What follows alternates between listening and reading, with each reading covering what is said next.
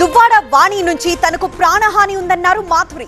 తన character defame చేసేలా comments చేసిన వాణి క్షమాపణలు చెబితే ఆస్ట్రేలియా వెళ్లిపోతానన్నారు. లేదంటే ఇదే ఇంట్లో ఉంటానంటూ తనను ఎవరైనా టచ్ చేస్తే ఆత్మహత్య చేసుకుంటానన్నారు. ఇక దువ్వాడ నివాసం దగ్గర మళ్లీ ఉద్రిక్తత నెలకొంది. ఇంటి ముందు దువ్వాడ వాణి, హైందవి బైఠాయించారు. దువ్వాడ శ్రీను తల్లి లీలావతి తీరుపై వాణి ఆగ్రహం వ్యక్తం చేశారు. దువ్వాడను వైసీపీ నుంచి సస్పెండ్ చేయాలని డిమాండ్ చేశారు.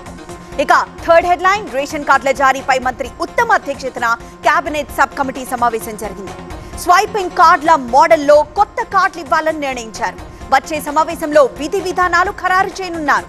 ఇక fourth headline, AP CM Chandrababu Telangana party వ్యవహారాలపై ఫోకస్ పెట్టారు.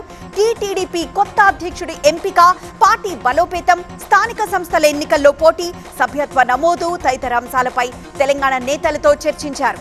ఇక ఫిఫ్త్ హెడ్లైన్, ప్రకృతి విలయంతో తల్లడిల్లిన కేరళలోని వాయనాడ్లో సుడిగాలి పర్యటన చేస్తున్నారు ప్రధాని మోదీ. చూరల్మల, ముండకై గ్రామాల్లో ఏరియల్ సర్వే చేశారు. పునరావాస కేంద్రాలను సందర్శించి వరద బాధితుల కష్టాల్ని అడిగి తెలుసుకున్నారు. ఇక సిక్స్త్ హెడ్లైన్, రాజస్థాన్ లో వర్ష బీభత్సం కొనసాగుతోంది. గంగాపూర్ జిల్లాలోని చాలా ప్రాంతాలు నీట మునిగాయి. వందల ఎకరాల్లో పంట నష్టం జరిగింది.